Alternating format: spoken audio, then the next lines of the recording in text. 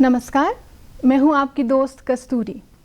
आप सभी का स्वागत है दूरदर्शन मेघालय के आज के इस कार्यक्रम में। जैसे कि हम जानते हैं कि जून को मेंस मेंटल हेल्थ का महीना भी कहा जाता है, तो आज हमारे साथ जुड़ी है डॉक्टर छायनिका शर्मा, जो हमारे साथ इसी के बारे में चर्चा करेंगे। ये है एक consultant psychiatrist, super care hospital Shillong. Ma'am, आपका स्वागत है। Thank you. ये प्रोग्राम में इनवाइट करने के लिए धन्यवाद जी। तो कार्यक्रम शुरू करते हैं।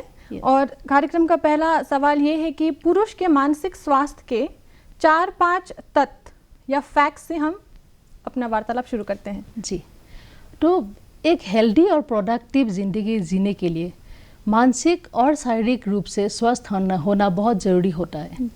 एक बचपन से लेके बुढ़ापे तक एक व्यक्ति बहुत सा फेजेस से गुजरता है, लाइफ का बहुत से फेजेस से गुजरता है, और इन दिस प्रोसेस तो उन लोग को बहुत जैसे चैलेंजेस फेस करना पड़ता है, लाइफ सिचुएशंस फेस करना पड़ता है, बहुत स्ट्रेस फेस करना पड़ता है, और इसके कारण बहुत मेंटल हेल्थ इश्यूज हो सकता है या मानसिक रोग भी हो सकता है।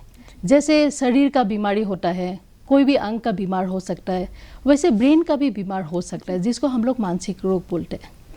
अक्सर हम लोग देखते हैं जब वो एक्सप्रेशन का बात आता है तो फीमेल्स ज़्यादा एक्सप्रेसिव होता है जी, और अपना जैसे मेंटल हेल्थ को रिलेटेड ना ज़्यादा वो लोग फोकल होता है। अगर सपोज कई तनाव से गुजर रहा है या कोई प्रॉब्लम्स हो रहा है, वो लोग किसी के साथ बात शेयर करके या रो के अपना दुख को व्यक्त करके वो लोग अपना मन को हल्का कर लेते हैं। और अगर कोई मेंटल रोग या मेंटल इश्यूज हो तो वो लोग प्रोफेशनल हेल्प के लिए भी चला जाता है। पर हम लोग जब मेल्स को देखते हैं, यूजुअली हम लोग देखते हैं वो लोग मेंटल हेल्थ रिलेटेड इश्यूज में थोड़ा एक्सप्रेशन कम होता है, थोड़ा शायद वो लोग बोल नहीं पाते या बोलने के लिए झिझकते हैं, तो जिसके कारण अंदर ही अंदर स्ट्रगल करते रहते हैं, और बाद में ऐसा भी हो सकता है वो जो अंदर का इशू हो या रोग हो वो बढ़ के उसके लिए हानिकारक हो जाए। यूजुअली दिखाई देता है सोसाइटी में मेल से कुछ सोसाइटल एक्सपेक्टेशंस है या और ट्रेडिशनल रोल्स कुछ होता है, जिसके लिए मेल्स इतना वोकल नहीं होता है। अक्सर हम लोग देखते हैं ना, जब मेल्स का पुरुष का बात होता है तो लोग बोलते हैं कि पुरुष रोते नहीं। हाँ, मर्द को दर्द नहीं होता। हाँ, मर्द को दर्द नहीं होता, मर्द को स्ट्रांग होना होता है, मर्द को साइलेंट रहना पड़ता है। अगर कोई अपना जैसे प्रॉब्लम किसी को जाहिर करे तो बोलते हैं आप तो मर्द है, ऐसे आप टूट मत जाओ, आप ऐसे बोलोगे तो आपका जैसे आपका ये वीकनेस है। मेंटल हेल्थ को वीकनेस कहा जाता है। तो और ऐसा भी कहा जाता है कि आप घर का ब्रेड विनर है, आप एक इम्पोर्टेंट रोल में हो, पिलर हो घर के। अगर आप ऐसे टूट जाओगे तो पूरा फैमिली पे बुरा असर पड़ेगा, सब टूट जाएगा, तो आपको स्ट्रांग रहना है। ये सब लेके बहुत टाइम में इसीलिए हम लोग देखते हैं कि मेल्स एक्सप्रेस नहीं कर पाते, जिसके लिए वो अंदर ही अंदर घुटता है और वो उन लोग के लिए हानिकारक हो जाता है। बिल्कुल। और हम इसे कैसे और समझ सकते हैं, जैसे symptoms, what are the symptoms? Mental health issues का अलग अलग सिम्टम्स होता है, अलग अलग प्रॉब्लम्स का। और यूजुअली हम लोग देखते हैं सपोज किसी को डिप्रेशन हो तो डिप्रेशन में उदासी होता है, जैसे मन काम में नहीं बैठता है, रोने का मन होता है, कभी हेल्पलेस फीलिंग होना, होपलेस फीलिंग होना, जैसे बॉडी में लेथर्जी फीलिंग आता है। ऐसे अलग इश्यूज का अलग अलग लक्षण होता है। अगर अभी वही है, फीमेल्स का एक्सप्रेशन अलग होता है और मेल्स का थोड़ा अलग होता है। मेल्स का यूजुअली थ्रू बिहेवियर हम लोग उनका मेंटल इश्यूज को पता कर सकता है। अच्छा। फॉर एग्जांपल एक आदमी कोई मेंटल इशू से जूझ रहा है, अंदर में कोई स्ट्रगल हो रहा है, तो वो वर्ड से इतना नहीं बोलेंगे कि मुझे दुख लग रहा है या मुझे ऐसा हो रहा है, उसका बिहेवियर्स में कुछ फर्क दिखाई देता है। अच्छा। जैसे एक व्यक्ति अंदर में बहुत टर्मोइल में है, फ्रस्ट्रेटेड है, दुखी है, उसका हम लोग देखते हैं अक्सर चिड़चिड़ापन बढ़ जाता है, गुस्सा बढ़ जाता है, कॉम्प्लेन करना शुरू कर देता है, फिर मूड स्विंग्स भी आ जाता है किसी किसी को। फिर ऐसा भी होता है कि जैसे एक एस्केपिंग बिहेवियर, अच्छा, खुद का काम में या कोई भी एक्टिविटी में खुद को इतना बिजी कर लेता है कि वो थॉट या ख्याल उसको ना आए। बहुत से टाइम में ये भी हम लोग देखते हैं कि रेकलेस जैसे एक्सीडेंट्स, रेकलेस ड्राइविंग, ये सब भी बढ़ जाता है, जिसको हम लोग रिस्क टेकिंग बिहेवियर बोलते हैं। और कभी कभी ये भी होता है कि अंदर का टर्मोइल जो है उससे ओवरकम करने के लिए वो एडिक्शन का सहारा ले लेते हैं। अल्कोहल हो, ड्रग्स हो, गंजा हो, बहुत तरह का एडिक्शन होता है। और बहुत टाइम में अपना मन को शांत करने के लिए वो लोग एडिक्शन का सहारा ले लेते हैं, जो ज़्यादा हानिकारक हो जाता है। क्योंकि एडिक्शन से उन लोग का प्रॉब्लम तो कम नहीं होता और ज़्यादा प्रॉब्लम बढ़ जाता है। शॉर्ट टर्म सोल्यूशन हो गया वो उनके लिए, डेफिनेटली, बट लॉन्ग टर्म में डैमेज कर जाता है। इसके साथ वो लोग का जैसे फिजिकल मैनिफेस्टेशंस भी आ जाते हैं, जैसे नींद नहीं होना, भूख नहीं लगना, फिर किसी किसी को जैसे बाउल अपसेट, स्टमक का प्रॉब्लम, हजम नहीं होना, हेडेक, ऐसे फिजिकल सिम्टम्स से भी अपना ये जैसे मेंटल जो टर्मोइल होता है ना वो जाहिर करता है। यूजुअली क्या होता है, जब भी हम लोग का मेंटली स्ट्रेस होता है या मेंटल इश्यूज होता है, वो हम लोग का बॉडी को भी इफेक्ट कर देता है, जिसके लिए फिजिकल सिम्टम्स आ जाता है।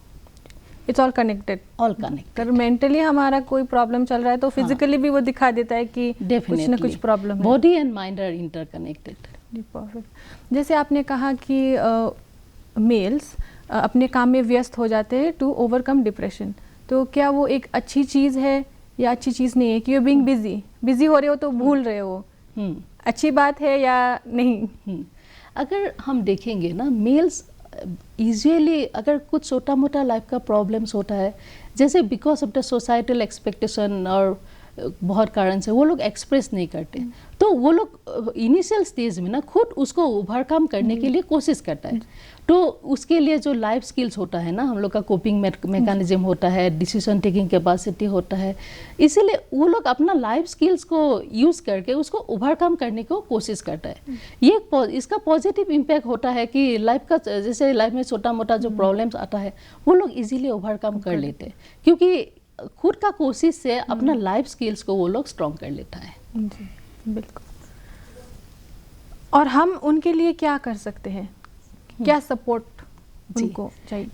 बेसिकली हर व्यक्ति को एक सपोर्ट सिस्टम चाहिए, जो एक ऐसा ग्रुप ऑफ पीपल, घर का फैमिली मेम्बर्स हो, दोस्त हो, कोलिग्स हो, सबको एक ऐसा ग्रुप ऑफ पीपल रखना चाहिए जिसके साथ हम लोग शेयर कर सकते हैं, जिसके साथ हम लोग कंफर्टेबल है।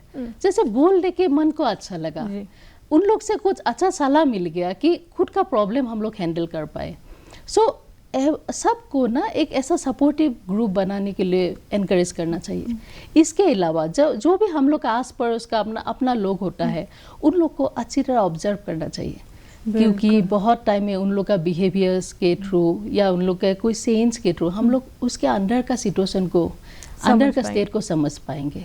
इसके अलावा अगर हम लोग को लगे कि शायद कुछ प्रॉब्लम है, तो ओपनली बात करके कि आपको कुछ प्रॉब्लम है क्या, आप ऐसा थोड़ा हम लोग सेंस महसूस कर रहे हैं, तो उसको बात करने को एनकरेज कीजिए। कम्युनिकेट करके ना, जितना बात करके भी बहुत सोल्यूशंस आ जाता है। और अगर लगे कि वो व्यक्ति कोई प्रॉब्लम से जूझ रहा है, जिससे उसका मन का शांति कम हो रहा है या उसका डे टू डे फंक्शनिंग में इफेक्ट हो रहा है, उसको प्रोफेशनल हेल्प में जाने के लिए एनकरेज करना चाहिए।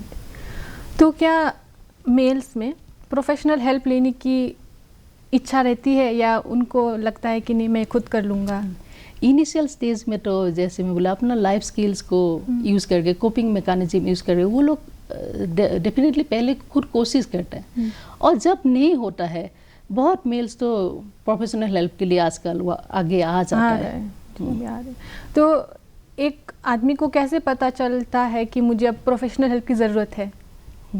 अगर एक व्यक्ति कोई मेंटल इशू से जूझ रहा है, फर्स्ट तो उसका जो अंदर का शांति वो चला जाता है, उसका जैसे डे टू डे फंक्शनिंग में इफेक्ट हो जाता है, उसका जैसे सोसाइटी में अपना रेस्पॉन्सिबिलिटी घर की तरफ हो, सोसाइटी वो परफॉर्म करने में प्रॉब्लम हो जाता है। जब भी किसी को लगे कि मेरे अंदर कुछ तो प्रॉब्लम चल रहा है, तो डेफिनेटली प्रोफेशनल हेल्प के लिए जाना चाहिए। बिल्कुल। तो डॉक्टर हमें ऐसा एक और उदाहरण दें जिससे ज़िंदगी में ऐसी परिस्थिति आए कि मानसिक संतुलन को बिगाड़ या बना भी सकता है। जी, लाइफ में हम लोग के आगे हमेशा दो चॉइस होता है, क्योंकि कुछ सिचुएशंस लाइफ का अनअवॉइडेबल है। स्ट्रेस जैसे हम लोग लाइफ के फेजेस थ्रू चल रही है तो प्रॉब्लम्स तो आएंगे, स्ट्रेस आएंगे। तो वो सिचुएशन को हैंडल करने के लिए हम लोग के आगे हमेशा 2 चॉइस रहता है। फर्स्ट चॉइस जो कंस्ट्रक्टिव है, next choice the second choice जो डिस्ट्रक्टिव है। जो जब हम लोग फर्स्ट चॉइस के बारे में बात करेंगे वो है जब एक प्रॉब्लम लाइफ में आ गया, उसको लेके घबराने से या उसको लेके कंप्लेन करने से अच्छा है एक आदमी खुद को पहले शांत कर ले, प्रॉब्लम को समझे, फिर उसको सॉर्ट आउट करने को कोशिश करे। क्योंकि लाइफ में अच्छा भी आएगा बुरा भी आएगा। जब ये एक्सेप्टेंस रहेगा, जैसे हम लोग अच्छा दिन को इजीली एक्सेप्ट करते हैं तो कुछ बुरा होने से भी उसको एक्सेप्ट करके सॉल्व करके आगे बढ़ना पड़ेगा। अगर ये एक्सेप्टेंस होगा तो कुछ भी प्रॉब्लम आने से वो व्यक्ति शांत रह के उसका सॉल्यूशन ढूंढना शुरू कर देगा, खुद से कोशिश करेगा, दूसरों का मदद लेगा और अपना कोशिश से वो प्रॉब्लम को ओवरकम करके वो आगे बढ़ जाएगा। इससे उसका कॉन्फिडेंस भी बढ़ेगा और लाइफ में स्मूथली वो चल पाएगा। पर second way of dealing with problem is the destructive way. कुछ भी प्रॉब्लम आए तो आदमी जैसे उसको लेके एक निगेटिव लेता है, जैसे प्रॉब्लम को लेके कंप्लेन करना शुरू कर देता है कि ये क्यों हो गया, क्यों होना चाहिए था, ये कंपेयर करना शुरू करते हैं। कंप्लेन करेगा, फिर कंपेयर करेगा कि मेरे साथ क्यों हुआ, इसके साथ नहीं हुआ, उसके साथ नहीं हुआ। फिर ये करके वो प्रॉब्लम को जो फोकस देना चाहिए था वो भूल जाता है और इसके साथ क्या होता है, निगेटिव इमोशंस अंदर बढ़ने लगता है। वो आदमी फिर फ्रस्ट्रेटेड हो जाता है और प्रॉब्लम को वो सॉल्व नहीं कर पाते और एक प्रॉब्लम के बाद दूसरा प्रॉब्लम आ जाता है। सो हमेशा एक व्यक्ति को प्रॉब्लम्स तो लाइफ में आएगा, एक जैसे पॉजिटिव एटीट्यूड रखना चाहिए, उसको एक्सेप्ट करके सॉर्ट आउट करके आगे बढ़ना चाहिए। Acceptance is the key. Yes, बिल्कुल।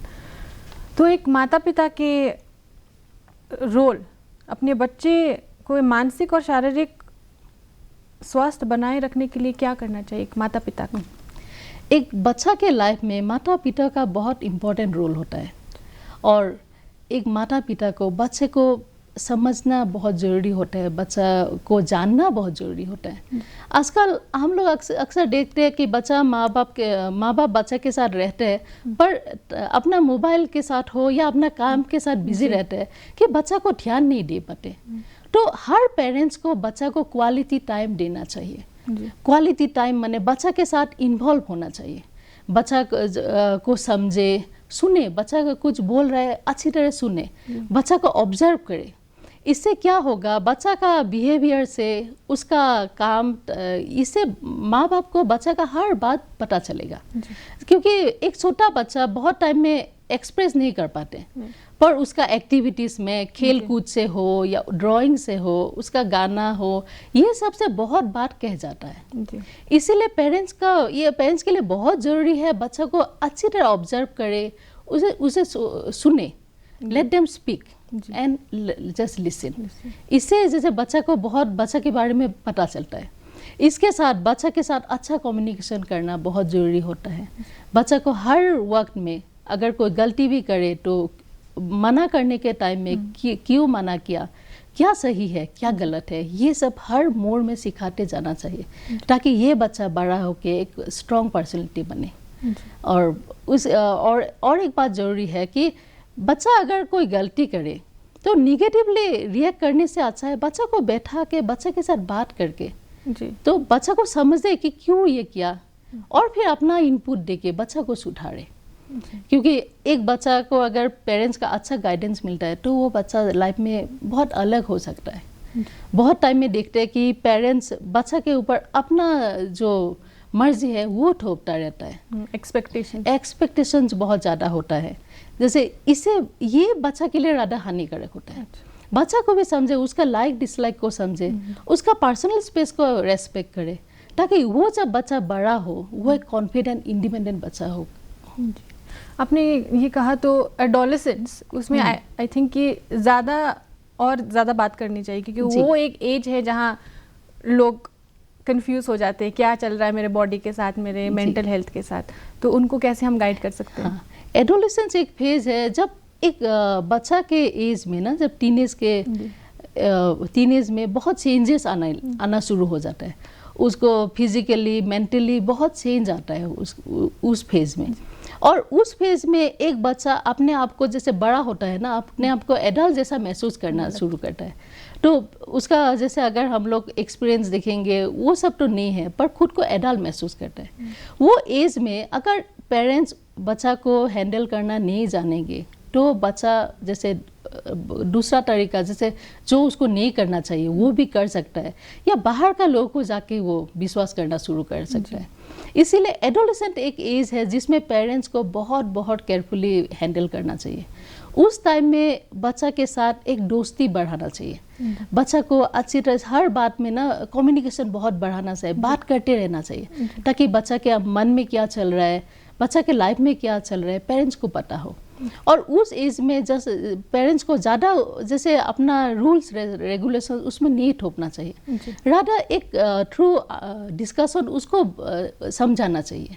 अगर बच्चा कुछ गलत किए तो उसको से समझाए कि क्यों वो नहीं करना चाहिए, वो नहीं करके दूसरा क्या रास्ता लेना चाहिए। तो अगर पेरेंट्स ऐसे बच्चा के साथ इन्वॉल्व होके बच्चा को पर्सनल स्पेस को रेस्पेक्ट करके वो आगे बढ़ेगा तो एडोलेसेंस को हैंडल करना इतना जैसे डिफ़िकल्ट नहीं है। ये एक चैलेंजिंग टाइम है पेरेंट्स के लिए एक एडोलेसेंट को हैंडल करना, पर अगर सही तरीक़ा से आगे बढ़ेगा तो बच्चा का भी कोई जैसे बच्चा will progress in a better way. जी, क्रिटिकल मोमेंट रहता है वो, हाँ जी, they turning into an adult. Yes, तो अगर वो अच्छे तरीके से वो बच्चा सुधर गया तो वो अच्छे रास्ते से जी ले लेगा। और ये एक बात है कि आजकल के बच्चे ज़्यादा अवेयर है, जागरूक है कि मेंटल हेल्थ क्या होता है, मुझे एंग्जाइटी हो रही है, मुझे आई फील डिप्रेस्ड। तो जब पेरेंट्स को कहा जाता है कि मुझे ऐसा फील हो रहा है तो सम पेरेंट्स उनको पता ही नहीं कि ये होता क्या, क्योंकि उनके टाइम में होता नहीं था जी। तो ये होता नहीं था या उनको पता नहीं था, या आज के बच्चे ज़्यादा ही जागरूक है कि उनको छोटी छोटी बातों में उनको पता चलता है कि हाँ मुझे एंग्जाइटी फील हो रहा है, और are we just over reacting. इसीलिए पेरेंट्स को ना बच्चे के साथ रिलेट करना चाहिए और कम्युनिकेट करते रहना चाहिए। अगर पेरेंट्स बच्चा को अच्छी तरह सुनेगा, ऑब्जर्व करेगा तो बच्चा का स्थिति उन लोग को ज़्यादा पता होगा, and then they will know how to handle the child.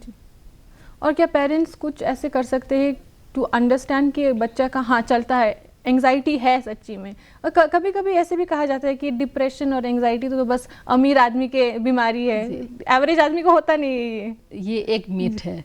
और एक मीथ होता है कि अगर कोई बोलता है कि मुझे कुछ प्रॉब्लम हो रहा है, एंग्जाइटी डिप्रेशन, बोल देता है कि तुम्हारा विल पावर कम है, तुम मेंटली वीक हो। ये सबसे ऐसे कोई हेल्प सीख कर रहा है उसको दबा देता है जी। और ऐसे तो दबाने से वो प्रॉब्लम चला नहीं जाता है, राधा प्रॉब्लम अंदर से बढ़ कर उसका और दूसरा प्रॉब्लम शुरू हो जाता है जो हानिकारक होता है। तो क्योंकि खुद को लगने लग जाता है कि हाँ problem, I have the problem, problem मुझ में है कि मैं ओवरकम नहीं कर पा रहा हूँ, कि मैं ज़्यादा सोच रहा हूँ, मुझे तो है नहीं ऐसे करके। तो हमें ओपन होना चाहिए, अगर कोई मदद मांग रहा है तो उनकी बात सुने। हाँ, और हमेशा जैसे अगर खुद से पहले बात करें, हेल्प करने को कोशिश करें घर में, अगर नहीं होता तो डेफिनेटली प्रोफेशनल हेल्प के लिए जाना चाहिए जी। और एक अध्यापक, टीचर होने के तो बहुत बड़ा रोल होता है ज़िंदगी में बच्चे के, तो उसकी क्या भूमिका रहती है एक विद्यार्थी के जीवन में? अगर एक विद्यार्थी को हम लोग देखेंगे, वो घर के बाद मेजर का next major chunk of times उसका इंस्टीट्यूट में, एजुकेशनल इंस्टीट्यूट में, स्कूल कॉलेज में स्पेंड करता है। तो इसीलिए अध्यापक का तो बहुत इम्पोर्टेंट रोल होता है। और ये नहीं कि उसको नॉलेज दे, एक बच्चा का पर्सनैलिटी बिल्डिंग, उसको सही रास्ता दिखाना, उसको अच्छा मॉरल वैल्यूज़ देना, एक अध्यापक का बहुत जैसे ये सब में उसका भूमिका रहता है। बहुत टाइम में बच्चा, यूजुअली हम लोग देखते हैं कि एक बच्चा पेरेंट्स को रोल मॉडल जैसा लेता है या अपना टीचर्स को लेते हैं। तो जैसे वो एक टीचर जैसे चलेंगे, वो जैसे वो उसका अप्रोच होगा, वो बच्चा इमिटेट भी करता है, उससे सीखता है। इसीलिए एक बच्चा के लाइफ में सिर्फ नॉलेज इम्पार्ट करना ही नहीं, उसको एक अच्छा नागरिक बनाने में उसका अध्यापक का बहुत एक इम्पॉर्टेंट रोल होता है। इसीलिए टीचर्स को जैसे पढ़ाई के साथ अच्छा मॉरल वैल्यूज़ देना, अच्छा सीख देना, लाइफ का लेसन्स देना बच्चा को पेरेंट्स जैसा ऑब्जर्व करके सुन के उसको हेल्प करना बहुत इम्पोर्टेंट होता है। कभी कभी तो ऐसे भी कहते हैं कि बच्चे पेरेंट्स से ज़्यादा तो अपने टीचर्स की बात सुनते हैं जी, ओपन हो पाते हैं हाँ, उनके जिसके साथ। साथ कंफर्टेबल होता है। जी, जी। कोई कोई बच्चा पेरेंट्स के साथ कंफर्टेबल होता है तो पेरेंट्स को ओपन करता है। कोई अपना भाई बहन हो, दादा दादी हो या अंकल आंटी हो, टीचर हो, हर बच्चा किसी के साथ कंफर्टेबल होता है और उसके साथ वो ज़्यादा जैसे शेयर करते हैं। और बहुत स्टूडेंट्स का तो टीचर्स रोल मॉडल होता है। तो जैसे हम विद्यार्थी के बारे में बात कर रहे हैं, तो डॉक्टर, क्या कॉलेजेस में ऐसे कोई करिकुलम होना ज़रूरी है जिससे बच्चों को और इस विषय पर जागरूक बना सकती हैं? जी, हर कॉलेज में तो वो एक काउंसलिंग सेशंस या ऐसा सेशंस रखना बहुत ज़रूरी होता है, क्योंकि जैसे मैं बोली, सिर्फ नॉलेज इम्पार्ट करना एक कॉलेज का काम नहीं, एक अच्छा नागरिक बनाना, उसको अच्छा राह दिखाना, मॉरल वैल्यूज़ देना, पर्सनैलिटी बिल्डअप करना तो ज़रूरी होता है। इसीलिए ऐसा सेशंस रखना बहुत ज़रूरी होता है। जैसे आप देखिए सेशंस ऑन मेंटल अवेयरनेस कि मेंटल हेल्थ क्या है, उसके लिए और जैसे लाइफ स्किल्स सिखाने के लिए, स्ट्रेस मैनेजमेंट, टाइम मैनेजमेंट, ये सब सिखाने के लिए सेशंस होना बहुत ज़रूरी होता है। इसके साथ ओपन सेशंस होना चाहिए हर स्कूल कॉलेज में, जैसे जहाँ पे एक स्टूडेंट अपना मन का बात खुल के बोल सके। अगर कोई मुंह से बोलता है, वर्बली बोलता है, सही है। अगर कोई हेजिटेट करता है तो लिख के जैसे वो दे दे, और वो सब जो इश्यूज स्टूडेंट्स बोलेगा, वो काउंसलर हो या टीचर हो, वो सब को एड्रेस करें। इससे जैसे स्टूडेंट्स का भी कन्फ्यूजन नहीं रहता है, क्योंकि एक जगह है जहाँ पे वो लोग खुल के बात कर सकेगा, ऐसा एक प्लेटफॉर्म मिलेगा। और एक हर इंस्टीट्यूट में एक हेल्पलाइन होना बहुत ज़रूरी है, जहाँ पे कोई भी स्टूडेंट अगर कोई मानसिक तनाव या कोई प्रॉब्लम से गुजर रहा है, वो हेल्पलाइन में फ़ोन करके या कांटेक्ट करके वो लोग हेल्प कर सके। तो एक सब्जेक्ट भी होता है वैल्यू एजुकेशन, जिसमें ये सब सिखाया भी जाता है, और 1-to-1 सेशन तो बहुत इंपॉर्टेंट है। जी, अच्छा, तो डॉक्टर, मैं आपसे ये पूछना चाहूँगी कि जो जनरेशनल ट्रॉमा कहते हैं हम, तो उसमें क्या फ़र्क रहता है कि एक लड़का कैसे कोप अप करता है और एक लड़की कैसे कोप अप करती है? जी, एक लड़का और लड़की दोनों का कोपिंग थोड़ा अलग होता है। एक फीमेल, अगर हम लोग एक लड़की को देखेंगे, कुछ भी प्रॉब्लम होने से वो आके जैसे डर के जिसके साथ भी कंफर्टेबल है वो बोलेगी, अपना मन का हाल जैसे क्या है वो एक्सप्रेस कर पाती है, और अगर चाहिए तो रो के भी अपने मन को हल्का कर लेते हैं। पर मेल्स में थोड़ा जैसे अप्रोच अलग होता है। इनिशियली तो वो लोग इतना ओपनली बात नहीं करता है, एक या दो आदमी के साथ बात करेंगे, और जितना भी करेंगे एक लिमिट में करेंगे, क्योंकि सोसाइटी में तो ये सब थॉट्स है कि मर्द को स्ट्रांग रहना है, मर्द रोता नहीं है, तो वो थोड़ा अप्रोप्रिएट वे में एक्सप्रेस करेंगे। और वो एक्सप्रेस करने से पहले अपना कोपिंग स्किल्स, अपना जो लाइफ स्किल्स है, उसको यूज़ करके वो प्रॉब्लम को हल करने को कोशिश करेंगे। हर प्रॉब्लम का जैसे अप्रोच एक लड़का और लड़की का थोड़ा अलग होता है। जी, तो क्या ये हमारे मानसिक वजह से ही है कि हम ऐसे अलग अलग रेस्पॉन्ड करते हैं? हाँ, हम लोग का अपब्रिंगिंग, हम लोग का मेंटलिटी, ये सब के ऊपर डिपेंड होता है। अच्छा। और हम लोग का कितना सपोर्ट सिस्टम है, सराउंडिंग कैसा है। तो हम अपने मेल व्यूवर्स को क्या बता सकते हैं कि वो आके हमें बोल सकते हैं कि वो इस विषय में बात कर सकते हैं? जी, मेंटल हेल्थ सबके लिए ज़रूरी होता है, और it's always good to talk, speak out. किसी को भी अगर कुछ इश्यूज़ है तो अपना एक जो क्लोज ग्रुप होता है, सपोर्ट ग्रुप होता है, वहाँ पे शेयर करके, और जैसे एडवाइस लेके, खुद से कोशिश करके बहुत छोटा मोटा प्रॉब्लम से एक व्यक्ति बाहर आ सकता है। एक मेंटल इश्यूज़ के बारे में बात करना हमेशा सही है, और मेंटल इश्यूज़ होने से अगर चाहिए तो प्रोफेशनल हेल्प के लिए जाना बहुत ज़रूरी होता है, ताकि एक छोटा प्रॉब्लम बड़ा प्रॉब्लम ना बन जाए। धन्यवाद मैम। इसी से हम अपने अंतिम सवाल से अभी ख़त्म किया हमने। तो मैम, आपने अपना इतना कीमती वक्त निकाला, आप हमारे डीडी स्टूडियो पे आए, आपके लिए बहुत बहुत धन्यवाद। धन्यवाद। तो दर्शकों, इसी के साथ हम आते हैं हमारे कार्यक्रम के अंत में। तो अगर किसी को ज़रूरत है कोई मदद की, तो कभी हिचकिचाइए नहीं, और अगर आप देखते हैं कि किसी को मदद की ज़रूरत है तो आप भी मदद देने के लिए हिचकिचाइए नहीं। इसी के साथ हम आते हैं हमारे अंत पर। दर्शकों, हमें लाइक और सब्सक्राइब करें हमारे YouTube चैनल पर जो है DD मेघालय ऑफिशियल। तब तक के लिए नमस्कार।